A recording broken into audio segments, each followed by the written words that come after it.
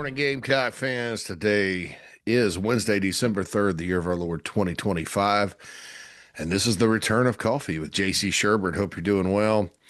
Apologize for the lack of coffees. Was on the road, had an interesting road trip down to South Carolina. Great to see family and friends, all of you out there that I've ran into on my trip. Also, all my friends that I got to see. It's always great to do that. Certainly appreciate that. A lot of gratitude for the people of my life. But I'll tell you this, long story short, I don't think I'm going to travel on Thanksgiving again. It was a planes, trains, and automobiles type of situation. I kind of went through it on the show yesterday. I was not in a very good mood, but technical things, doing the show from South Carolina, and then coming back, had to drive back because of flight cancellations. Boy, it was unexpected weather, all that good stuff. But I'm back, and it's National Signing Day. Boy, this came up quick. This used to be sort of a national holiday. This used to be the biggest day of the year for what I do. It's not anymore, but it's still exciting to get a new crop of players. I think in football, especially after the season that just ended, it's probably something where all of us are kind of looking at some new stuff, and that's kind of some hope and positivity because there's really nothing positive about how this season went.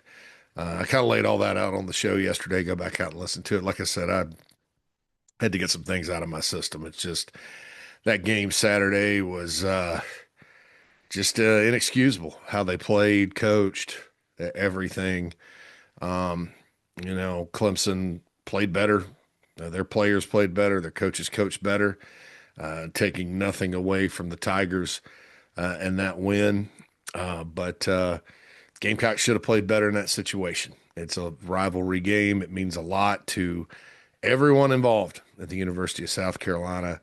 And to squander an opportunity like that, to go up 3-2 over 5 years, to break a losing streak in Columbia, and to play the way they did, getting shut out again in the second half, 4 turnovers, couldn't run the football, couldn't block, mistakes. And that's not even to mention some of the crazy calls in the game, but it's hard for me to blame that when, Carolina shot themselves in the foot when an opportunity was there to kind of move into the offseason with more positivity. As it stands now, it's meltdown time, and basketball does not help. Last night, the Gamecocks fell.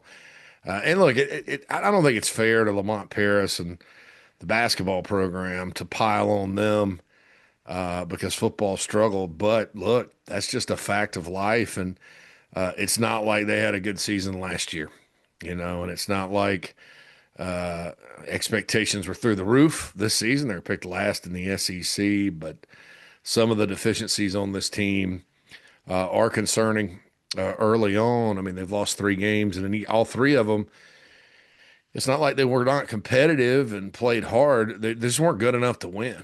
They just didn't do the things they needed to do to win. They've gone cold from the field more often than not. Eli Ellis has kind of hit a wall here early. They need him.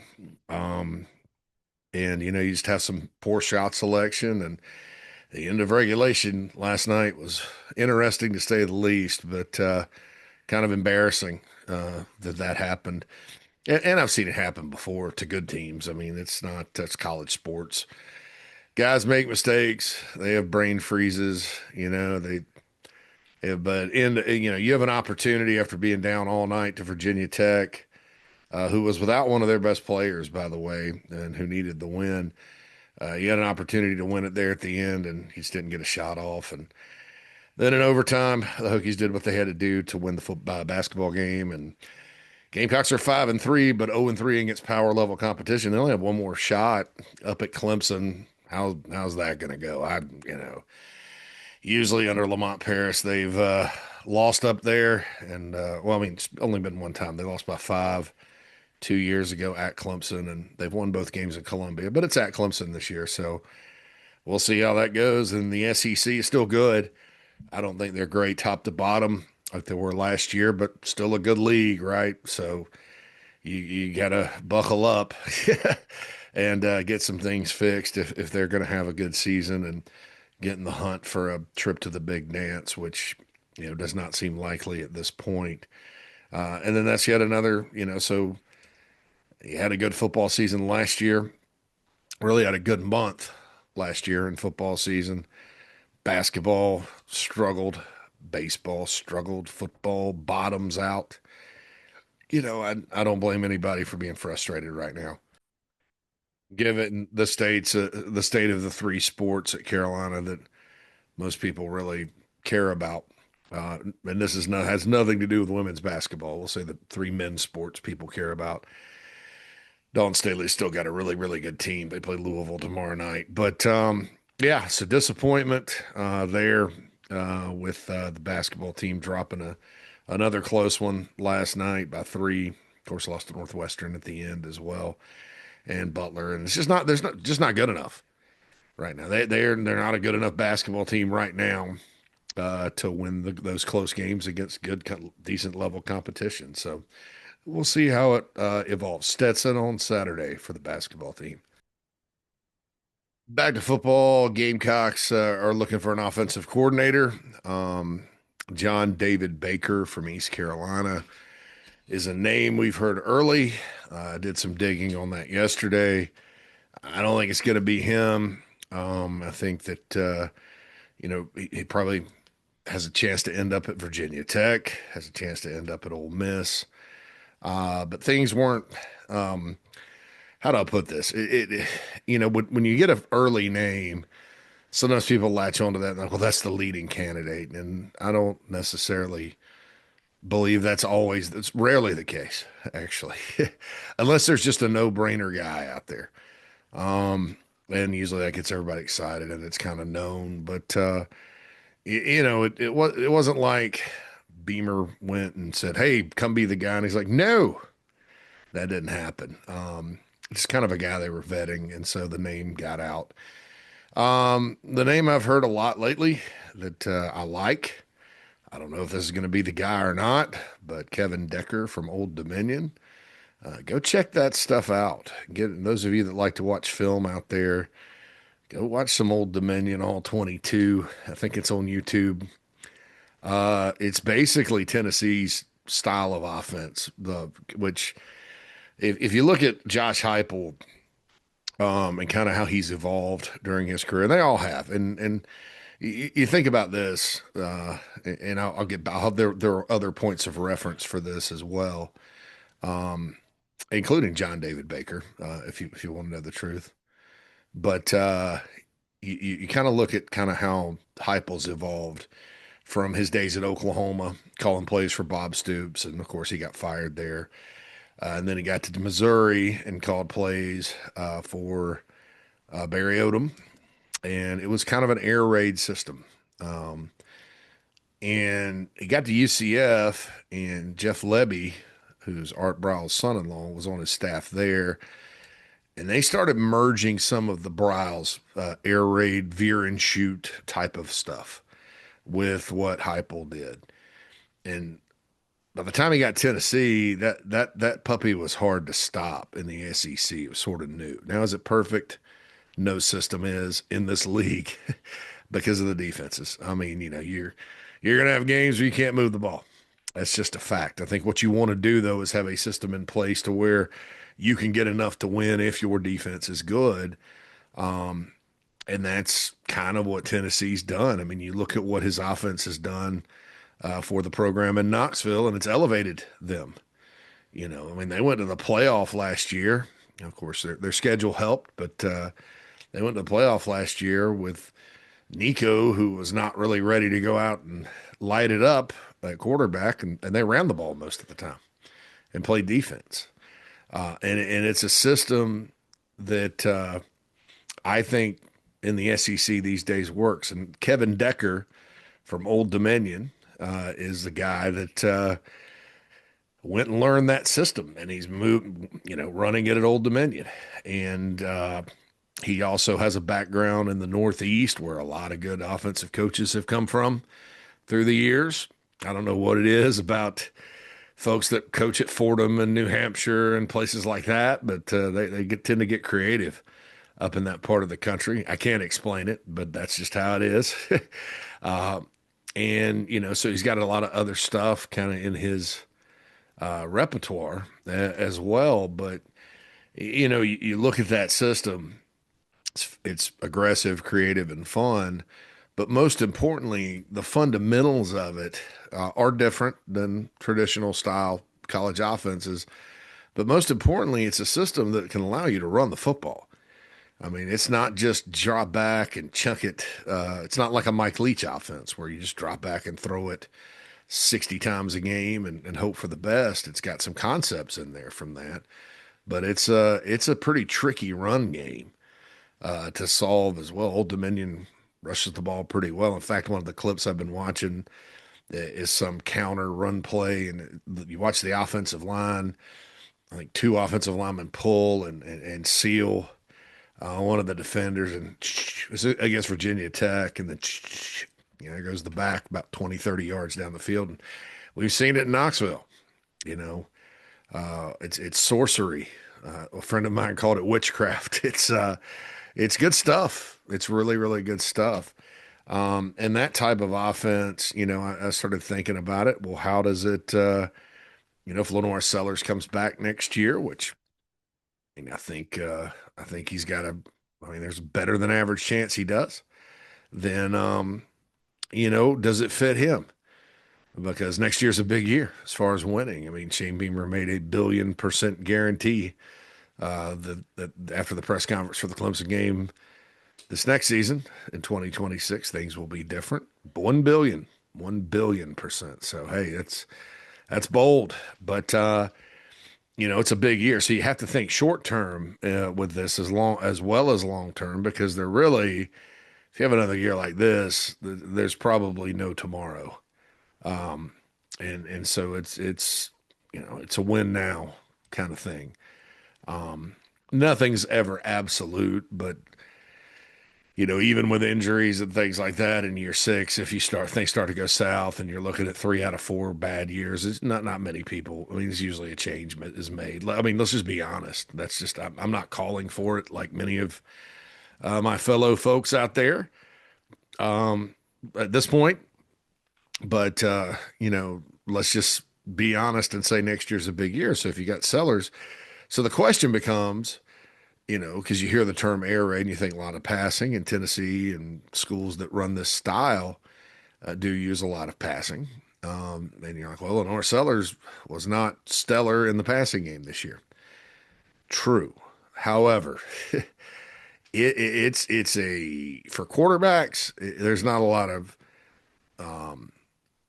complicated reads that you have to make. The other part of it is, and what can get you beat with this system, and we saw it happen against South Carolina with Tennessee a few years ago, is if your quarterback is not accurate downfield.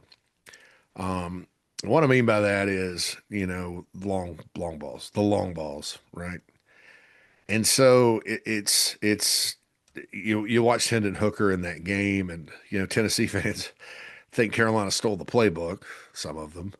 But if you watch that game, Hooker, before he got injured, was inaccurate down the field. He overshot some guys, that kind of thing. And that was part of their offense. Carolina played the run okay. And in that situation, when they were a little bit more, I guess, pass happy that year, because Hooker was so accurate, why not? Why not throw it? And he's off that game. He was also off against Georgia, and the Vols lost those 2 games. That was just how it went that season. I think Lenore Sellers is a better downfield passer than Joe Milton. I think that he's been better than Nico at times, being accurate downfield. I think if you look at the way he throws the ball, and we saw this the other day, his better passes are kind of vertical down the way further down the field, because he's got good arm talent. He's pretty accurate on the deep ball. And so I think it fits him. They also run the quarterback, and they also run the running back, and it's fast paced. So I think that kind of system fits Lenore Sellers. In fact, frankly, Are there things to clean up? Yes, absolutely. But I think that whoever gets the offensive coordinator's job and is coaching him next year, or if he plays in the NFL or God forbid someplace else, you got to get him right mind wise. And it's not that he's, mentally damaged. I just think this year he was processing a lot, like more than your normal college. Played like a player that was scared to make a mistake. He just needs to go play free. And that's the challenge, I think, with him coaching wise. But, while I don't necessarily agree that this last year's team or the program right now is close because you were 4-8, I would use another term. I'd say merely competitive. I do think Lenore Sellers is close. I don't think Lenore Sellers is damaged beyond control. I think he needs the coaching and the game plan and the, I guess, structure of the offense to help him, which is the case with every college quarterback in America. I mean, you have a guy, in the pros, that's different. You know, Playing quarterback in the NFL is just about the same, whether it's Ben Johnson or some slappy that gets fired 3 games into the season. You're making reads, you're doing this, you're doing that because you have to. College, there's all kinds of ways you can get it done. And I think that from what I've read up on this, Browse influenced system, Art Browse, quarterbacks, it's not that difficult to get in there and process it, make the reads, and make things happen. Still remember Art Browse coaching Baylor against North Carolina in a bowl. I think it was 15. I think that was that team South Carolina beat early in the year. Spurs last year. Spurs last significant win. Um, North Carolina went on to have a good season, and Baylor was down. Their quarterbacks were injured. I think they had to play a wide receiver at quarterback. I think they had 660 yards in that game. Primarily running the ball, but it wasn't that hard to operate, if you know what I'm saying.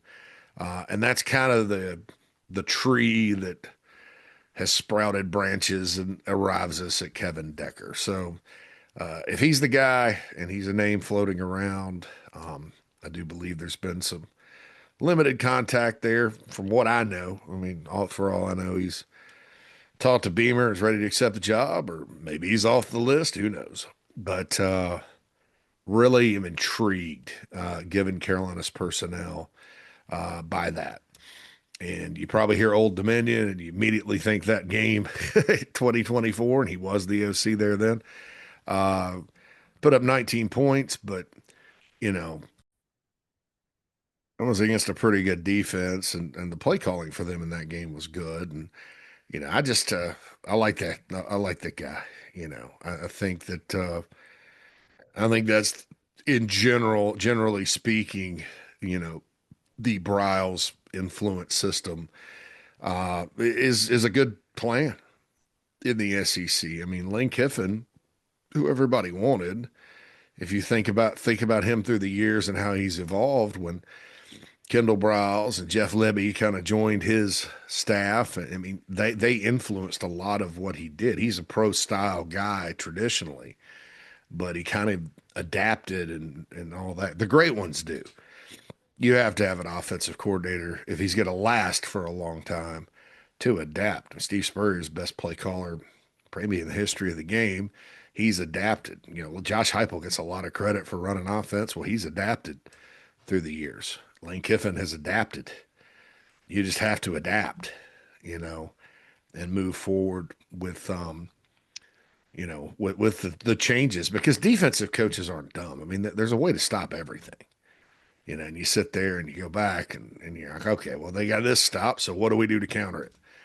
And I think the best systems are adaptable, and the best coaches absolutely will evolve. There's difference between evolving and adapting. Adapting is within your system. Okay, they're going to try to take away this play, and we love to run this play, but what do we do off of that to have another play that can make them look silly by trying to stop this play? That's adapting. That's kind of within your scheme. Evolving is you go through a season and you're not quite as good, and people have kind of figured you out. That's when you change your tendencies. Maybe you change one aspect of your offense, like Spurrier did, and change the run game, and you then become harder to defend because you're adapting. Lane Kiffin, as I mentioned, like that. Um, so anyway, Kevin Decker, that's a name to watch for the OC job. Which and one yours truly, once digging in on it, I was like, well, yeah, food, shoot, man, I'd probably go for this. I've always been a fan of, the best systems to me that work in the SEC are run and throw. They're not. They may appear to be pass happy and futuristic and a lot of deep passes and stuff, but you look at the stats and they're very balanced. Very balanced. Old Dominion, very balanced offense, and some of those run plays were wicked, wicked. So, and then you look at the rest of the roster at Carolina. There's a lot of young, fast wide receivers, and so you got those. Um, Offensive line's probably going to be something that's going to be addressed this offseason, obviously, but depending on who you have, running back, it's adaptable to different styles of running backs. But anyway, it's signing day. Did want to address a couple of things. There was a rumor on Big Spur last night about quarterback commit Landon Duckworth, Lane Kiffin. Speaking of calling him and maybe trying to get him to flip and stuff like that. So I will. I did some digging. He's expected to sign with Carolina today, but I just still keep an eye on it. I mean, anytime your season kind of goes south, and then you do have the situation where, this will be his third offensive coordinator that's recruited him, third potential position coach. Seems to like the program a lot. There's been nothing on Carolina's end where there's any kind of concern, but you just never know. And LSU obviously with a lot of momentum. Lane Kiffin's not coaching anywhere, so obviously he's all in on recruiting. Duckworth is a heck of a prospect, so keep an eye on that. With the way things go, um, when things are going, I don't blame anybody for going, they're gonna lose him, blah blah blah blah blah. And you never rule anything out, but I think that's it's not something that's necessarily um set in stone or that I would even predict that's gonna happen. Gamecocks have 14 commits. They're like I said, they're all expected to sign today as of now. You look at this class, I think it's top bit. It's not a big class, but line of scrimmage wise, you got Darius Gray, the number one player in Virginia, 5-star player, the number one guard in the country. You talk about the offensive line next year. Is he good enough to come in and start? He absolutely is. He is a guy with a very high floor, ultra athleticism. Probably a little bit, reminds me a little of AJ Can coming out of Manberg Earhart, but probably more athletic and filled out at this stage of the game. Watch him play basketball, man. Whew, it's something else. And I say that, people are like, what the hell does basketball have to do with offensive line? Urban Meyer talked about it on his podcast. He said that at Ohio State, they got to the point where they didn't recruit offensive linemen that did not play basketball because it's footwork and it's agility for big guys and stuff. And you watch that, that's good. But Darius Gray is very impressive. Even though Lonnie Teasley got fired, Sam Searby, Darren Usher, all the folks involved with recruiting, Shane Beamer, they've done a great job keeping him in the fold. He's expected to sign today.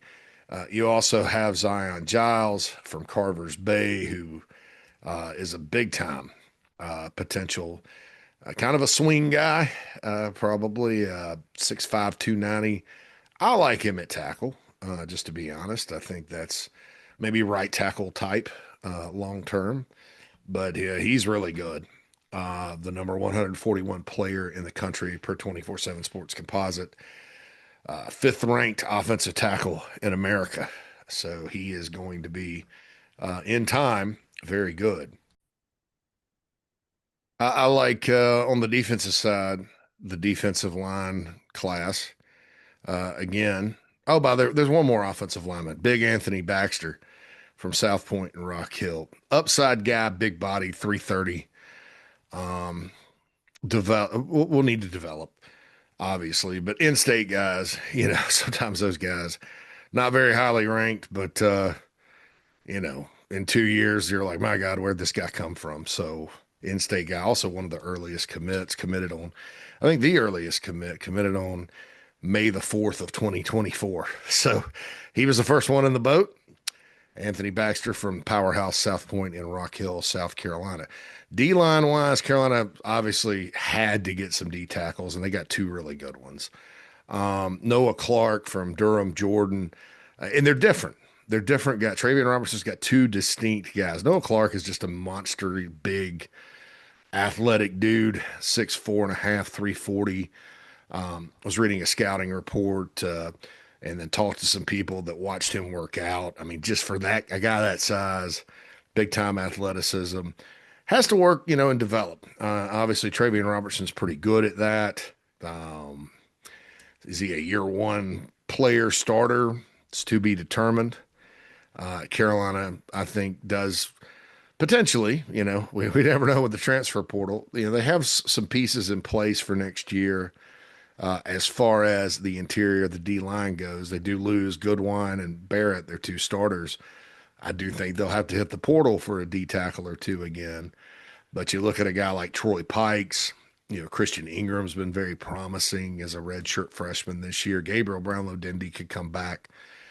So I don't know that Noah Clark has to come in and start, but he's very, very rare. And when the light comes on early for a guy like this, he's going to be in there because he's 340 pounds. Shout out to Kreger from the Nana Sports chat box and a friend of mine. He loves bigger players. And I'm not being facetious when I say that about Craig. I like bigger players too, as long as they can move, and this cat can move. So Gamecocks went into North Carolina and got him. That's a state. With 4 on the commit list right now, the Gamecocks have had a resurgent effort in. I think that's very good. And then Aiden Harris is kind of the other end. He's a little bit. If Noah Clark is and I hate to compare him to Dexter Lawrence. I would compare him to like Javon Kinlaw because he's a big guy, but Javon Kinlaw was 6'6", 6'7". Noah Clark's more 6'4", 6'5". Noah came from the same area. I think Dexter was from Winston-Salem. I'm not predicting Noah Clark is going to be as good as Dexter Lawrence was as a freshman because he's one of the best I've ever seen as a freshman D tackle. But it's that type of guy. Big dude, zero technique in a 3-man front, 3 technique, that kind of interior guy. Or what is it, 1 technique? I don't know. The other guy that's not a 3. I messed that up. Don't listen to me on that, folks. Aiden Harris, though, another nationally rated guy, top 100 prospect from the Charlotte area, Matthews Weddington High School. His brother's coming in as a linebacker. They're early enrollees. He's 6'4", and he's got a big frame, but he's kind of sawed off and muscular. Reminds me, he is. So this year they didn't really have a Tonka Hemingway type on the inside. Devontae Miles kind of could have been that guy. Had some flashes. Troy Pikes, maybe. Well, Pikes got really good there at the end. But Aiden is Hemingway-esque. So he's a guy. And remember, Tonka played a little D end as a true freshman. I mean, he was on the field early. He was in 4th round draft pick of the Oakland, or the Oakland Raiders, the Las Vegas Raiders. But Aiden Harris, a really good player, high floor guy, has natural pass rushing ability on the interior. I don't have any complaints hardly at all about the way the defensive tackles played this year, especially considering people were in a panic, in an uproar one day into spring practice about it. I thought they overperformed considering also they lost their coach, their leader right away. Nick Barrett's leadership. We talk about the lack of leadership on this team this past season. And I'm buying that, to a certain extent, but within the D tackle room, Nick Barrett took it by the hind parts, so to speak. Jordan Dove and then Jamil Walker and I'm going to talk about his son in a second. You know, those guys really did a great job keeping that room they not only survived, they thrived. You know, they got the kids in that room got better as the season went on.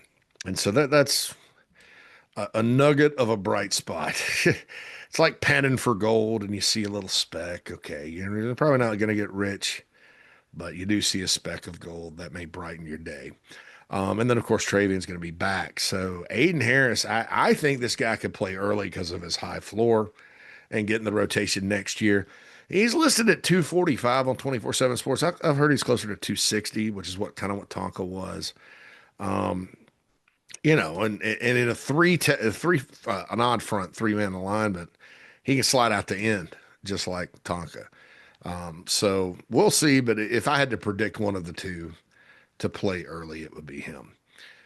Sort of a disappointing year at Edge. The Gamecocks losing Julian Walker to Michigan. As of now, I mean, the Michigan folks are semi-confident they'll hold on to him. That's Jamil Walker's son from Dutch Fork. Keep in mind, too, you know, it's never good. You never want to lose any in-state players, but if you do lose one, you don't want it to just be like Tamarian Watkins who decided to just go to A&M. You know, and that one stings because I love Tamarian Watkins. He visited this past weekend, but he's going to probably stick with the Aggies and get paid, which is fine. Don't blame anybody for getting paid, right? But I you know, Walker, his dad is Jamil, but they've traveled all around because his dad's been in coaching. They're from Chicago, Michigan. So Michigan's more of the home team if you look at the history of his family. And that's just the bottom line, right? Because you never know. I mean, Jimmy Walker was a head strength coach at Arkansas. Somebody else, all these coaching changes, calls him up and wants him to be the head strength coach somewhere else. They're goodbye to Columbia, you know. So while I do think the Gamecocks have made him think, I would give a slight advantage to Michigan. Carson Baker is a 4-star running back that popped back on the radar after Florida made a coaching change. Running back out of Atlanta, Marquell Blackwell's been after him. He's the number one back on the board for a long time. Of course, the Gamecocks ended up seeing Amari Thomas flip back to Florida State. So they're without a running back in this class. Carson Baker would be an excellent one. Just if I'm being honest, he would be an excellent one. Breakaway speed. They've loved him from the start. Battling North Carolina, though, and NIL is going to play a factor. So what North Carolina's doing, and I have no idea why they're doing this, they've decided, and this is why you got to be careful you got to be careful. Speaking of Kreger, he just texted me. I got to read that one. Speaking of North Carolina, they, they've decided in all their wisdom that with a 73-year-old coach that the portal's really not for them. They're going to build it through high school. And they've got some NIL cash to throw around, so I expect them to way overpay for high school players, and I don't think that's going to work out for them. However, that could play a factor with that. I mean, and when you talk about a high school running backs don't have the positional value money-wise, that maybe they once did. Now, if you have to sign Marcus Lattimore, if a Marcus Lattimore comes along, yeah, you pay whatever you can to get him. He's one of the only ones I think that the Carolina signed through the years that's would be worth 7 figures right out. Because if you think about Marcus and what he did, he was the difference really in Carolina being a 7-win ball club in 2009 and then them winning the SEC East the next year. And I mean, he was different. That's called a difference maker. There are very few out there at any position that can come in as true freshmen, make that big of a difference. Jeremiah Smith at Ohio State would be one at receiver I would overpay. So I don't know how much North Carolina is going to get into this bidding war with it. I know he's important to them. There's some talk he may just go back to Florida if they pay him. So I'm not sure. But the Gamecocks, he visited over the weekend, made an impression. I believe they were pretty confident heading out of the visit, but like I said, you never know. You also have to know that South Carolina's got Darren Usher and some college recruiter guys on their staff. You also have to wonder against North Carolina how what how's that recruiting, because you still have to recruit. It's not like the NFL where it's just a business decision. So you still have to kind of got to wonder about what North Carolina's approach is going to be there at the end of the day. But that's up in there. I mean, I wish, man, if they could flip Car or not, well, he's decommitted now, so it wouldn't be a flip. If they could sign Baker and flip Walker, man, that would make signing day a little bit brighter, so to speak. So that would be there. By the way, speaking of recruiting, five-star running back or quarterback Jared Curtis from Nashville stays at home and flips to Vandy. It's pretty interesting. I do think the Gamecocks have made a move. Speaking of Georgia, for another North Carolina defensive lineman at PJ Dean. Remember that one was pretty close. I don't, you know, I don't think it's going to happen based on what I've been told. However, you never know. Gamecocks have decided to re-engage and fight the good fight, but we'll see what happens there too. It's something to kind of keep a little off your radar, so to speak. So there is an in-state defensive lineman, Jameen Pickney from Dorchester, Woodland High School, same as Cam Pringle, who is on the radar a bit. 24/7 Sports ranks him as a 90, a low four-star. He's committed to USF. Of course, Alex Golish left and went to Auburn, so I don't know how Auburn is recruiting him, but Carolina's kind of keeping an eye on him. 6'5", 220, long player. I like, watching USF a few times this year. Love the way they play defense, fast defense. So he's probably one of those faster guys that can develop. If at 220, you really kind of look at a guy like that and say, well, what's his frame like? Is he gonna be Devin Taylor type, Devin Taylor type, or is he gonna be Darius English that had trouble putting it on? We'll see. We'll see. So that would be to me a in-state pickup. I would be pretty fired up about, just because of he's in-state defensive lineman. It's D-line heaven. Speaking of in-state guys, Caden Ramsey from Cross. Watch this guy moving forward, man. Listed as a wide receiver, probably going to be a split hybrid tight end type. This guy's just a football player. Sometimes you'll get big athletic guys. They can't really play football. It's just upside. This guy's a ball player. And 14 interceptions as a junior on defense, Cross High School, small school, goes both ways. I think I mean, I was told over the summer Carolina staff thinks he's special.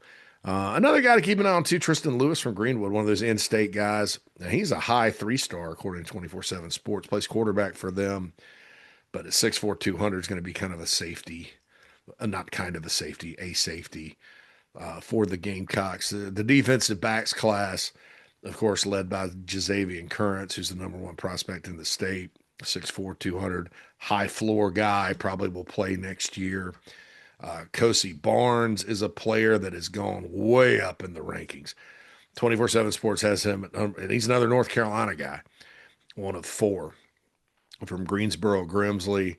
The number 138 prospect nationally, 11th in the state of North Carolina, 15th at corner. Tall, long guy. Gamecocks really got a good one there. And then you look down, Tristan Lewis, who I mentioned from Greenwood. And then KJ Johnson's a player out of Birmingham, Alabama, Woodlawn High School. They beat Mississippi State on that they really like as well. So a nice little, four-man defensive back class. And I would be remiss if I did not mention, because I think I mentioned everybody else in the class, Sequel Patterson, special player from Indian Land, another in-state wide receiver who is enrolling early. My understanding is that's going to be in May, because he's got to graduate. But he was a top 10, top 15 nationally in 2027. since rankings are projections, I don't know why they dropped them like that, but I guess it's also comparative analysis. So he's around number 230 now, fifth in the state in this class. But Siegel's a really, really good player. You got Donovan Murph and Jordan Gidron from last year, as well as Jaden Sell. Well, Jaden didn't enroll early, but you got those two guys. And getting back to the offensive coordinator thing, you start thinking about the skill talent at receiver. That's one thing when you run that style, you need a lot of good fast receivers, and Carolina's kind of loading them up. So anyway, talking recruiting's done me well. Talking future offensive coordinators done me well today on Coffee, folks. I'm in a little bit better mood. And we've got all off season to gripe and complain and break it down, I guess. Been a long year. Long year. Not a lot going on in December other than coaching hires. I do think players will announce they are getting into the portal. Portal starts going in January. So I'm looking forward to the break. We'll have some stuff for you, obviously, here, Chief Sports, thebigspur.com. But the shows, ITG goes on hiatus for a few weeks over Christmas like it does every year. But we'll have all that announced soon. And also happy holidays to everyone. And I hope you had a wonderful Thanksgiving and hope you have a wonderful Christmas season or whatever you celebrate in the month of December. I know for me, once Christmas starts, Christmas Day, it's Christmas Eve, Christmas Day. My birthday is the day after Christmas. My anniversary, I chose to get married December 30th of 2023, and then New Year's. So I'll probably be off all week that week, right? Especially if the Chicago Bears are in the playoff hunt. Maybe I'll go to a game and freeze. I don't know. They say you have to put your beer over a fire sometimes, tailgating at those games. And maybe it's an experience you have to experience at some point. Anyway, great to be back on Coffee. We have, it's Wednesday, so you got Tailgate Talks, Busta Anderson, who I met in Atlanta a few years ago. Great guy. Is today's guest with Steven and Pat. You can get that on the Chief Sports app, also their YouTube channel, Tailgate Talks 547. Please like and subscribe there. Then we have the morning show, Whittle on All Things, Rob Williams, signing day. It's Wide Open Wednesday on the Chief Sports Network. You don't have to be a Club Chief member to get in the chat box, so Phil and I will be along. All your recruiting questions, offensive coordinator questions, basketball, just talk, whatever you want to do, we will be we'll be right there for you. Then we have the late night Gamecock show tonight following Sports Talk with Matt and Alex to recap the day. Be right back here on Coffee on Thursday. This has been Coffee with JC Sherbet. Hope everyone has a wonderful Wednesday. Hope the Gamecocks get some good ones for you. Maybe some. It's always nice to have some signing day surprises in a good way. You guys deserve it because I know you still care, even though you're mad. I do too. See you later, folks. I'm out. JC and Mad Dog Mully on the Gamecock Show.